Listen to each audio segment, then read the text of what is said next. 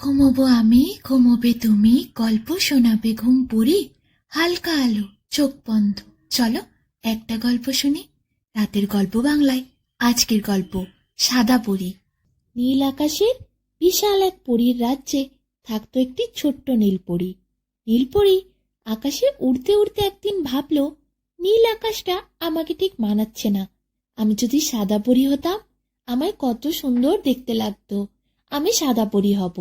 নীলপরী মন খারাপ করে রানীমার কাছে চলে গেল আর হাত জোড় করে বলল, রানীমা, আপনি আমাকে সাদা পরী বানিয়ে দিন। রানীমা বললেন, নীলপরী, তুমি আজ হঠাৎ সাদা পরী হতে চাইছো কেন? আমি পরীদের ইচ্ছে পূরণ করি, কিন্তু তার মানে এই নয় আমি সব ইচ্ছে পূরণ করব। তুমি হঠাৎ সাদা পরী কেন হতে চাইছো? তোমাকে যুক্তি দিতে হবে। তুমি কেন সাদা পরী হতে চাও? নীলপরী বলল, আমাদের পরীরাজ্যে একটাও সাদা পরী নেই। তাছাড়া নীল আকাশে আমাকে ঠিক মানাচ্ছে না। আকাশও নীল, আমিও নীল। সেই জন্য আমি সাদা পরী হতে চাই। সাদা পরী হলে আমাকে খুব মানাবে। রানীমা বললেন, ঠিক আছে। মুহূর্তের মধ্যেই নীল পরী থপথপে সাদা পরী হয়ে গেল। সাদা পরী হাসতে হাসতে তখন বলল, ধন্যবাদ রানীমা। এই বলে সাদা পরী আবার আকাশে উড়ে চলে গেল। সাদা পরী আকাশে উড়তে উড়তে ভাবল, এখন নীল আকাশের বুকে তাকে খুব মানাবে। সাদা মেঘেরা সাদা পরীকে ডেকে বলল, বাহ, তোমাকে খুব সুন্দর লাগছে। সাদা পরী হাসল। কিছুক্ষণ পর তার মনে হলো, আমি সাদা পরী, কিন্তু মেঘগুলো সাদা কেন? এই মেঘগুলো, তোমরা সাদা কেন? সাদা পরী বলে উঠল। সাদা মেঘেরা তখন অবাক হয়ে বলল, আশ্চর্য, আমরা তো আগে থেকেই সাদা। সাদা মেঘ বৃষ্টি হয়ে মাটিতে ঝরে পড়ে না, কালো মেঘ ঝরে পড়ে, তাই আমরা সাদা মেঘ। কেন, তুমি আমাদের দেখতে পাওনি আগে? সাদা পরী বলল, আকাশে ওড়ার সময় আমি এতটাই মগ্ন ছিলাম, আমি খেয়াল করিনি। হঠাৎ পরীর মনে খুব হিংসে হলো। সে ভাবল, এই আকাশে আমি একাই সাদা থাকব, আর কেউ সাদা থাকবে না। সাদা পরী রানীমার কাছে ছুটতে গেল। কাকুতি মিনতি করে বলল, রানীমা, আকাশের সব সাদা মেঘগুলোকে কালো করে দিন। রানীমা তো এ কথা শুনে অবাক। তিনি রেগে মেগে বললেন, কেন? সাদা পরী বলল, ক্ষমা করবেন রানীমা, এই পরীরাজ্যে আমিই একমাত্র সাদা পরী।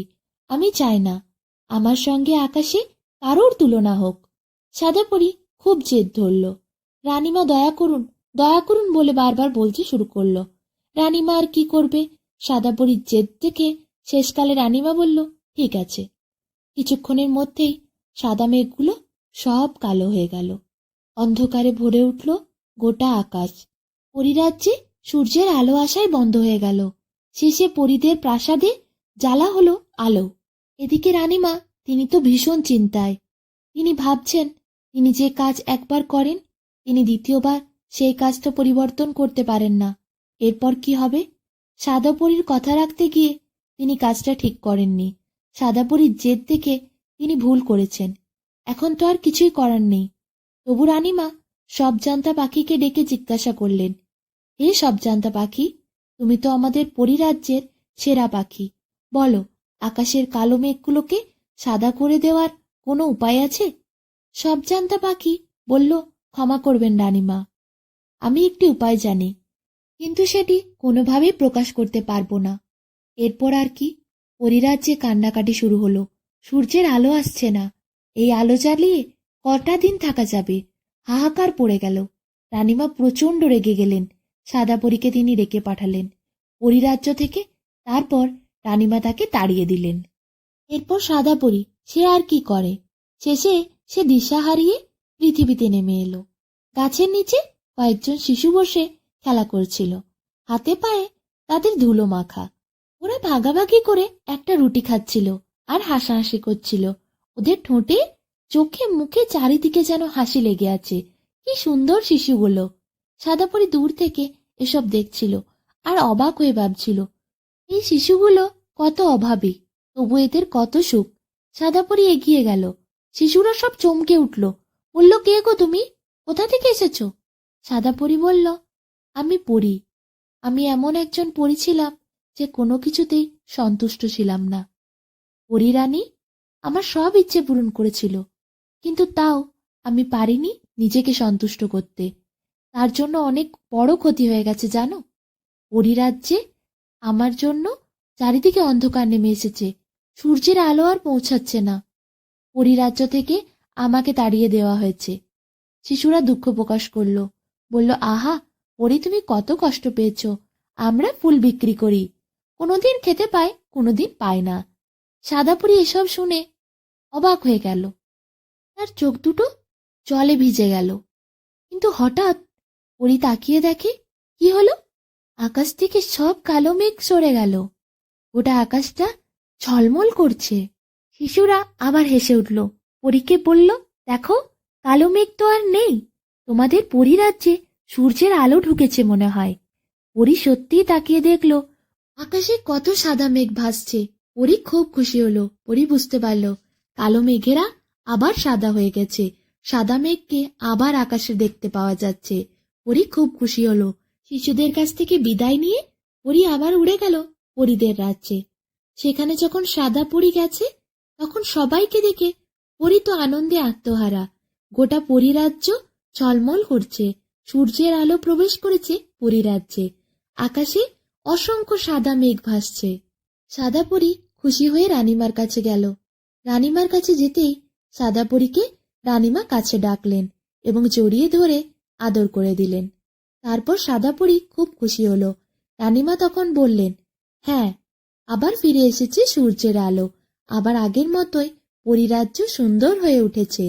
সাদা পরি সে এরপর পরিরাজ্যে থাকতে পারে। কিন্তু সাদা পরি সে তো এটাই বুঝে উঠতে পারছিল না এসব হলো কিভাবে। সে প্রশ্ন করল রানীমাকে, রানীমা, আমি তো বুঝতে পারছি না এ কি করে সম্ভব হলো। তখন রানীমা বলল, হ্যাঁ, আমাকে সব জান্তা পাখি বলেছিল। হ্যাঁ, আমাকে সব জান্তা পাখি বলেছিল একটা উপায় আছে, আবার পরিরাজ্যে সূর্যের আলো ঢুকতে পারে, আবার সবকিছু স্বাভাবিক হতে পারে। কিন্তু সেটা কিভাবে সেটা সে মুখে বলতে পারবে না। যদি কোনোদিন ঘটে তাহলে নিজে থেকেই সব ঠিক হয়ে যাবে। আর আজ সেটাই ঘটেছে। তখন সে সাদা পরি অবাক হয়ে বলল, সেটা কি রানীমা? রানীমা বললেন, অনুশোচনা। সাদা পরি, তোমার অনুশোচনা হলেই সব আগের মতো ঠিক হয়ে যাবে। এটাই বলতে চেয়েছিল সব জান্তা পাখি, কিন্তু সে বলতে পারছিল না, সে এটা প্রকাশ করতে পারছিল না। পরে সব ঠিক হবার পর সব জান্তা পাখি আমায় বলেছে এটাই ছিল সেই উপায়। তুমি যদি কোনোদিন নিজের ভুল বুঝতে পারো, অনুশোচনা করো, আর অনুশোচনার পর যদি তোমার চোখে জল আসে, সেদিনই ঠিক হবে সবকিছু, আগের মতো ফিরে আসবে সব। তুমি যে অনুশোচনায় ভুগেছ, তোমার অনুশোচনার অশ্রু ঝরেছে, তাতেই আবার সব ফিরে এসেছে। সূর্যের আলো পরিরাজ্যে প্রবেশ করেছে, কালো মেঘেরা আবার সাদা হয়েছে। সাদা পরি এরপর রানীমার কাছে শেষবারের মতো আরেকটা ইচ্ছে প্রকাশ করে। রানীমা বলে, হ্যাঁ বলো। সাদা পরি বলে, সে আগের মতো নীলপরি হতে চায়, সে ফিরে যেতে চায় তার আসল রূপে। সে বলে, সে আজ বুঝতে পেরেছে নিজের রূপে সন্তুষ্ট থাকাই সব থেকে বড়। নিজের রূপে সন্তুষ্ট থাকলে মনে থাকে শান্তি, খুশি। অপরের রূপ থেকে হিংসে লোভ করলে মনের মধ্যে আর জীবনে অশান্তি, দুঃখ, কষ্ট নেমে আসবে। তার চেয়ে ভগবান যাকে যেমন বানিয়েছে তাতেই সুখী হওয়া উচিত, তাতেই সন্তুষ্ট হওয়া উচিত। তাই তার নিজের রূপে সে আবার ফিরে যেতে চায়। তার যেটা নিজস্ব রূপ ছিল সেটাই সে ফিরে পেতে চায়। পরিরানী খুব খুশি হয়। এরপর পরিরানী আবার ইচ্ছে পূরণ করে সাদা পরীকে নীল পরি করে দেয়, যেটা ছিল তার আসল রূপ। নীলপরি আবার নীল রঙের হয়ে যায়। এরপর নীলপরি খুব খুশি হয়। সে আবার আকাশে উড়ে যায়।